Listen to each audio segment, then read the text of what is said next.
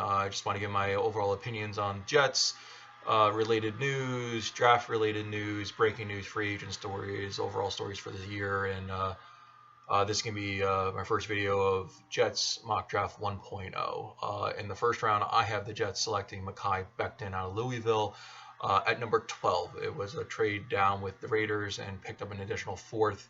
My philosophy here is that I have a feeling Denver is going to try to come up and get a player, and I think the Jets are that team that they want to possibly uh, see as a target team to trade up with. So by moving back one spot, you pick up an additional four. So we have one, two, three, two threes, two fours, a five, and two sixes. So I think picking up an additional pick is not a bad idea. With Mekhi Becton, he will solidify our left side of the line. Very big human being, and hopefully he is the guy. He is the answer to our prayers. I see him being probably like Jonathan Ogden for the Ravens. He's just a big guy, Pro Bowl career, and I just really think Mekhi Becton has that opportunity to do that. In the second round, I have them picking Laviska Shenault Jr. from Colorado. Injury concerns, definitely a red flag, but because of the promise of talent and what he can offer in an Adagay scheme, or I think any scheme in general, he is a guy that you want on your team. Hopefully, moving forward, they can use him the right way. Like a lot of last year, they didn't use players, I think, in the right positions most of the time offensively. You had three good running backs. You never saw two running backs in the backfield probably more than less than 10% of the time. Ty Montgomery was totally underutilized and probably not bringing him back. With Laviska, we can actually get a player who can do screen passes. He can run the ball in the backfield if need be. He's physical. You need guys that are going to be physical. We have Brandon Perryman. He's still an unknown. We have Jamison Crowder, Quincy Enunwa. It doesn't sound like he's going to be back, even though he's one of my favorite players on the team. Back in 2015, when they used him as an H-back with Marshall and Decker, I thought that was a perfect role for him, and obviously the increased role has not done well for him. In the third round, number 68, I have them choosing the speedy wide receiver KJ Hamler from Penn State. This receiver will give them the explosiveness that they were looking for. And the thing is, you're going to have to get multiple receivers in this draft because Brandon Perryman only has a 1-year deal. And if he does really, really good, which would be awesome for the team for the 2020 season, you would have to pay him. I don't see Joe Douglas doing that next year, especially if he does really, really well. It depends on the continuity between him and Sam Darnold, but KJ Hamler can give you that speed, keep people honest, and hopefully just keep the offense moving. I see him being used so much like Tyreek Hill. You're going to see a lot of the RPOs more likely this year if you have him on the team. I think they should use him exactly like how Tyreek Hill is being used in Kansas City. The issue with Hamler is he drops balls. Hopefully, the speed will not deter him from catching the ball. But I think with Sam Darnold getting it on him would be good. The second, third round pick, I have them picking inside lineman Jonah Jackson, solidify the middle of the line.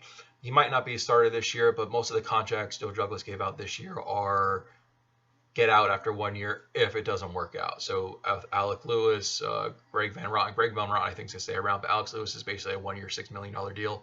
Connor McGovern is more of a 2-year, and Greg Van Roten I think is going to be around, but he can swing all over the place, so I'm not too worried there. And the fourth round, we got 2 fourth rounders. I got them picking Cam Akers, running back out of Florida State. I think Le'Veon Bell is going to have a bounce back year. One, you need a backup. Trenton Cannon's not your guy. Cam Akers is speedy, shifty, and has been one of my favorite players in the draft. And I wasn't sure if I wanted to draft him in the 4th round, but I just couldn't pass out the opportunity. Explosive, fast guys. Cam Akers is another one. I really don't think Le'Veon Bell will be back after this year. Just honest opinion, I love the signing at the time, as we all did. We were all very excited, but I don't see it happening after this year because of the price tag. So by getting Cam Akers, you help solidify that, and hopefully he will build with Sam. And the second 4th round pick, which is one pick more at 121, I have them picking Kenny Robinson Jr. out of West Virginia. My biggest thing here was size. He's 6'2". He's a physical guy. He will help just give depth to the room. I don't care if he starts this year, but you need bodies back there. Bless on Austin, I think he'd be a good high. Pierre Desir is on a 1-year deal, just like you would think with baseball. You always have a backup plan, and I'd rather start doing the backup plan now than a year from now when we don't have a plan. So same thing like with the wide receivers, Brandon Perryman. You're gonna have to get multiple receivers. You're probably gonna have to get multiple corners in this draft. So I think he'd be a good fit. I really wanted to get Lamar Jackson, but in this scenario, he wasn't there.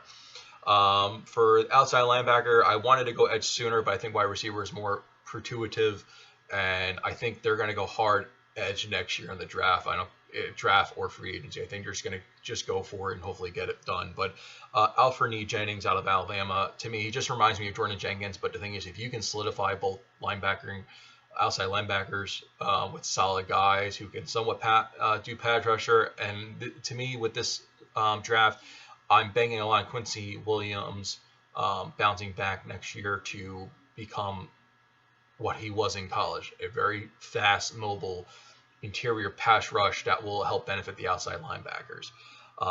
In the 6th round, I have us going for a third wide receiver, 3. This one is Tyree Cleveland out of Florida. Biggest thing with him, you guys miss Robbie Anderson being a deep threat. Well, this is your deep threat. I think it's not going to happen this year, but you're going to see flashes of it. But the thing is, having another guy in the fold, because if you think about it for next year, like this year, even next year, Quincy Newman's gone. Anderson's gone. Perryman's on a 1-year deal. You're going to have to rebuild that core from nothing. And I don't think bringing in Demaryius Thomas is not a bad idea. It depends on the direction of the draft. But I think if you get a guy that's that fast, he can help with kickoff and punt return just like KJ Hamler. But the thing is, if you don't want to put KJ Hamler, because he is a smaller guy, but he's very fast, you do that. You give Cleveland a shot at maybe kick returning because he has blazing speeds. And hopefully that will help special teams, offense. It's just there's a lot going on there, but hopefully it works. And the last pick of the 6th round, the last pick of the draft, I got them having Stanford Samuels, the 3rd out of Florida State. Was definitely a highly recruited guy out of high school, pretty well Florida State, but was I guess you could say hurt by the lack of Florida State not having good players around.